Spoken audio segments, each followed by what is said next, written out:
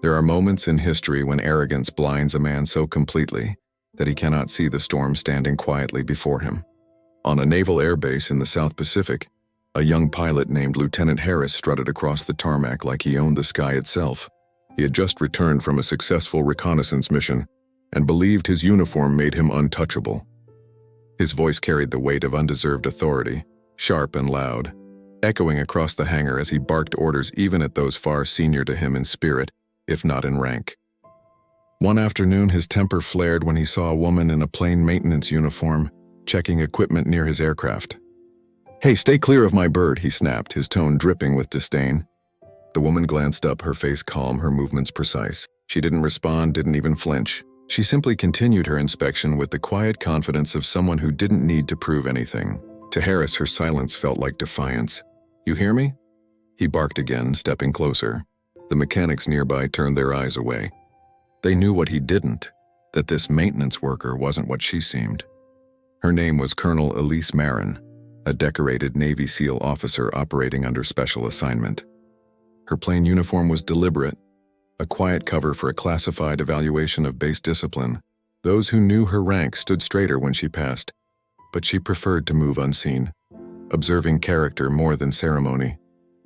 Harris, full of pride and noise, had just challenged a legend he didn't recognize.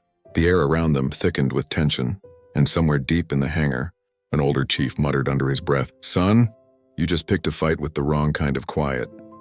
The confrontation reached its peak the following morning. During a field readiness drill, Harris's squadron was assigned to demonstrate hand-to-hand defense maneuvers. Colonel Marin, still dressed in her inconspicuous attire, was present as an observer. Harris, eager to impress, volunteered to demonstrate a takedown on a staff member.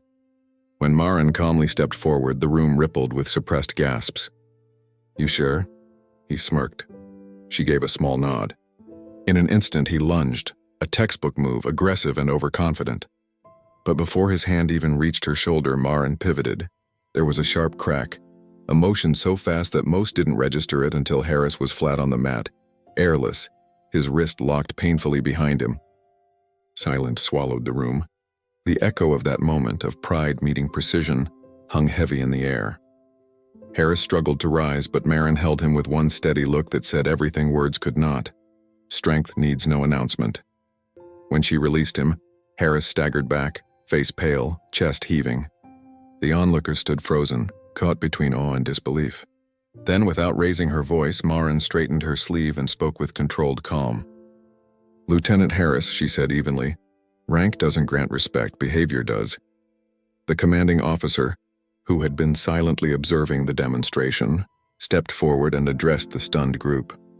"For those unaware," he said, his tone carrying a quiet authority, "this is Colonel Elise Marin, Navy SEAL Command, our top operations strategist and combat instructor." The realization hit the room like a second shockwave. Harris's arrogance drained away, leaving only shame.